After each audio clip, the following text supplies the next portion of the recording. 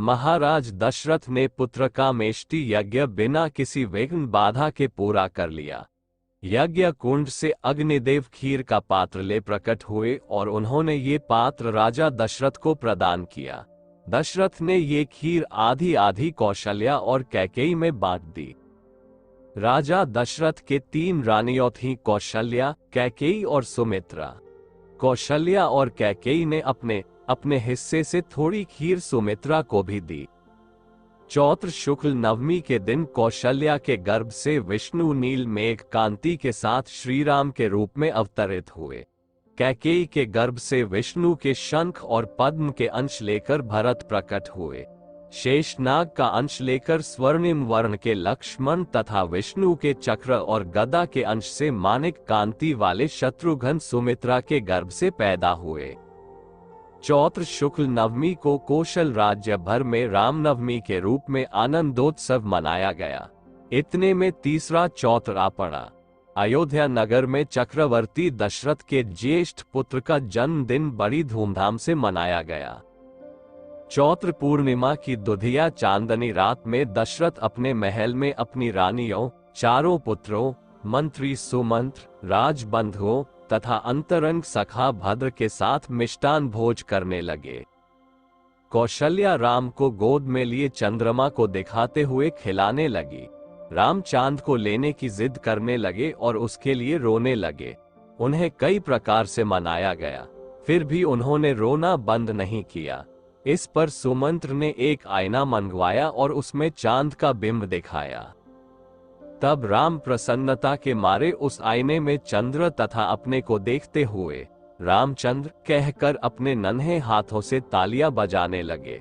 उस दिन से वे रामचंद्र कहलाए। इसके बाद भद्र ने राम को गोद में लेकर आईने में दिखाते हुए पूछा, अब तो बताओ। तब राम ने उत्तर दिया, रामभद्र, इसलिए वे रामभद्र भी कहलाए। तभी लक्ष्मण, भरत तथा शत्रुघ्न रामचंद्र के पास आकर खड़े हो गए। आईने में चांद का बिंब छत जैसा दिखाई पड़ रहा था और पूरा दृश्य रामचंद्र के राज्याभिषेक जैसा प्रतीत हो रहा था।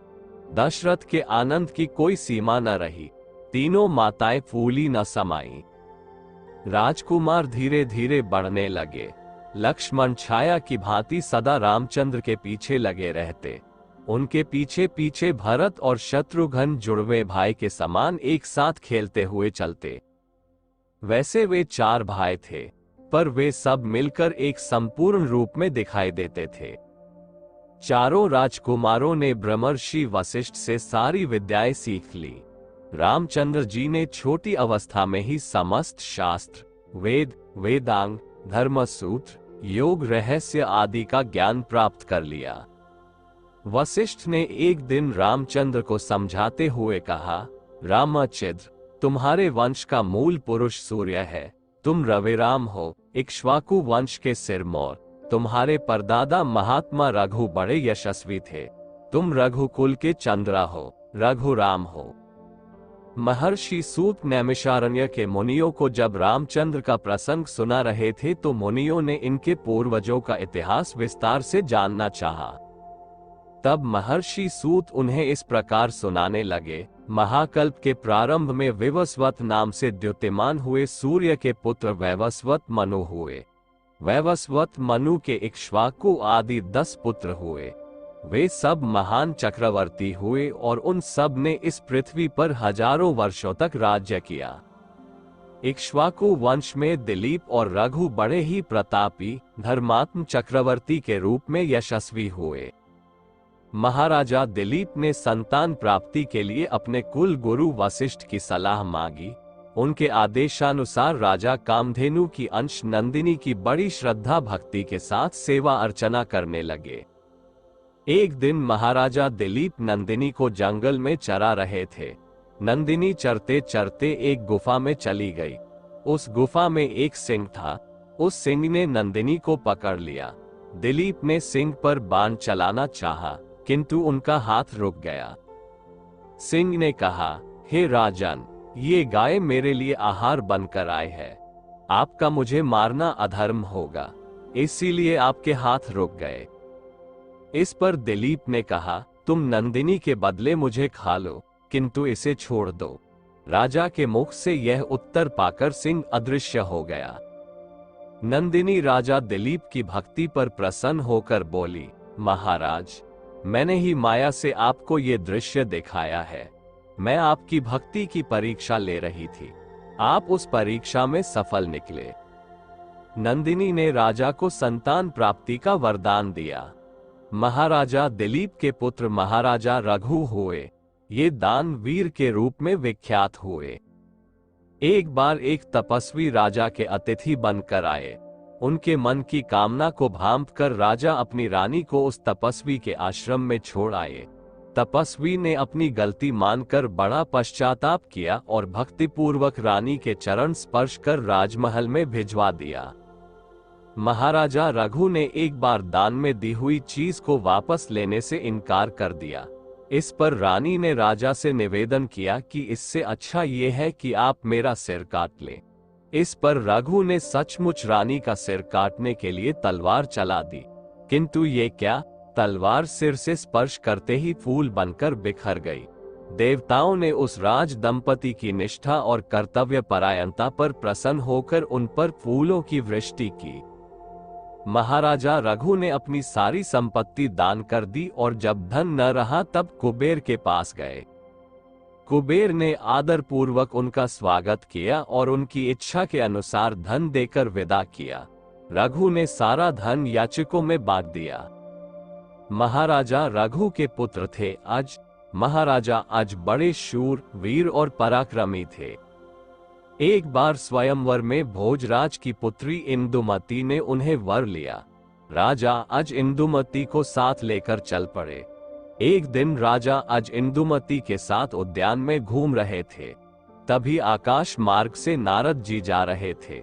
अचानक उनकी वीणा से लिपटी देवलोक की पुष्पमाला हवा में उड़ती हुई वहां आए और इंदुमती के कंठ में जा पड़ी। इससे इंदुमती की उसी घड़ी मृत्यु हो गई। राजा अज पत्नी की मृत्यु देख शोक में रोने लगे। तभी नारद वहां प्रकट हुए तथा राजा को उन्होंने इंदुमती के पूर्व जन्म की कहानी सुनाई। एक बार त्रिनविदु ऋषि की तपस्या भंग करने के लिए इंद्र ने हरिणी नामक अप्सरा को भेजा था। इस पर ऋषि ने हरिणी को मानवी जन्म का शाप दे दिया। हरिणी के अनुरोध करने पर ऋषि ने शाप से छूटने का उपाय भी बता दिया। स्वर्ग की पुष्पमाला के उसके कंठ में पड़ते ही इंदुमती को सुरबाला होने की याद हो आई, इसीलिए वह देवलोक वापस चली गई। राजा अज के पुत्र थे दशरथ। ये देवासुर संग्राम में देवताओं की सहायता करने के लिए जाया करते थे। एक बार वे इंद्र की सहायता करने के लिए शंभरासुर से युद्ध करने चल पड़े। राजा दशरथ के साथ कैकेयी भी युद्ध में चली गई। युद्ध करते समय दशरथ के रथ का पहिया निकला जा रहा था। कैकेयी ने अपनी उंगली को धुरी में डालकर पहिए को रथ से निकलने से बचा लिया। रानी की वीरता से प्रसन्न होकर राजा दशरथ ने उसे 2 वर देने का वचन दिया, पर कैकेयी ने कहा था कि समय आने पर मैं अवश्य मांग लूंगी। राजा दशरथ शब्द भेदी बाण चलाने में दक्ष थे। एक बार ये प्रजा की फसलों को नष्ट करने वाले जंगली हाथियों का शिकार करने निकले। तभी उस अंधेरी रात में श्रवण कुमार अपने प्यासे माता पिता के लिए कमंडल से जल लेने एक जलाशय पर गए। जल लेने की आवाज सुनकर राजा दशरथ को शक हुआ कि फसल नष्ट करने वाले हाथी जलाशय पर पानी पी रहे हैं। दशरथ ने तुरंत आवाज की दिशा में तीर छोड़ दिया। तीर ठीक निशाने पर लगा और श्रवण कुमार घायल होकर चीखने तड़पने लगा। श्रवण कुमार की चीख सुनकर राजा दशरथ चौंक गए और शीघ्र ही दौड़कर उसके पास पहुंचे। मरते हुए श्रवण कुमार ने दशरथ से अपने प्यासे माता पिता को जाकर जल पिलाने का अनुरोध किया। उन्होंने उन्हें पहले जल पिलाया, फिर दुर्घटना की सारी कहानी सुना दी। पुत्र शोक में बिलखते हुए श्रवण कुमार के माता पिता ने शाप देते हुए कहा, हे दशरथ, आप भी मेरे ही समान पुत्र के शोक में अपने प्राण छोड़ेंगे। इतना कहकर मुनि दंपति ने अपने प्राण त्याग दिए। सूर्यवंशी राजाओं में शरणागत की रक्षा के लिए राजा शिवी विशेष रूप से विख्यात हुए। राजा शिवी की परीक्षा लेने के लिए इंद्र कबूतर तथा अग्निदेव बाज बनकर इनके पास एक बार आए। बाज कबूतर पर झपट रहा था और कबूतर रक्षा के लिए शरण ढूंढ रहा था। तभी कबूतर शरण लेने के लिए राजा शिवी की जांघ पर जा बैठा। राजा शिवी ने उसे रक्षा का वचन देते हुए बाज से कहा, कबूतर अपनी प्राण रक्षा के लिए मेरी शरण में आया है, अतः इसकी रक्षा करना मेरा धर्म है। लेकिन साथ ही मैं तुम्हारा आहार छीनना नहीं चाहता, इसलिए हे बाज, तुम इस कबूतर के वजन के बराबर मेरी जांघ का मांस खा लो। बाज ने राजा शिवी की बात मान ली। तराजू मंगाया गया। एक पलड़े पर कबूतर बैठ गया और दूसरे पर राजा शिवी अपनी जांघ का मांस काट काट कर चढ़ाने लगे। दोनों जांघों का मांस चढ़ाने पर भी कबूतर का वजन भारी ही रहा। तब राजा शिवी ने तराजू पर अपनी पूरी देह चढ़ा दी। राजा शिवी के त्याग और दानवीरता पर प्रसन्न हो इंद्र और अग्नि अपने असली रूप में आ गए और उन्हें अनेक वर दिए। क्षत्रिय होकर भी घोर तपस्या द्वारा वशिष्ठ के समान ही ब्रह्मर्षि पद पाने वाले विश्वामित्र भी सूर्य वंश के एक समय बड़े प्रतापी राजा थे।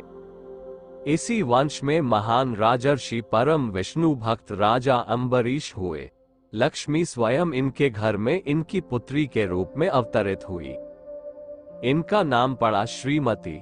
श्रीमती बचपन से ही विष्णु को अपना पति मानकर इनकी आराधना करने लगी।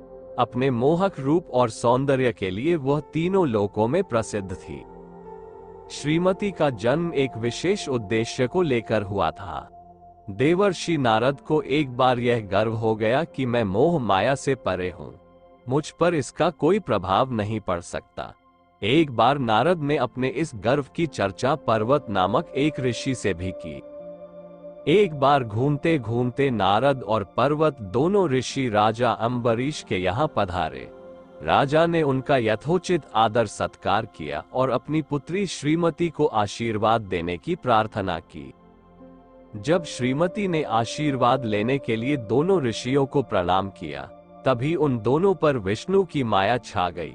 वे दोनों श्रीमती का सौंदर्य देखकर सारा ज्ञान भूल गए और उससे विवाह करने को दोनों आपस में लड़ने लगे।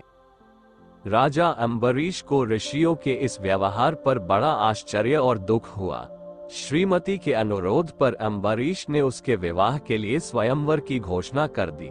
स्वयंवर की घोषणा सुनकर दोनों ऋषि वहां से चले गए। स्वर्ग में वापस जाकर भी नारद श्रीमती को भूल न सके और उससे विवाह करने के लिए विष्णु से अपना सुंदर रूप देने की प्रार्थना की। इधर पर्वत ईर्ष्यावश विष्णु से यह अनुरोध करने आया कि स्वयंवर में जाने के लिए वे नारद को बंदर का मुख दे दें। विष्णु ने पर्वत की यह बात मान ली।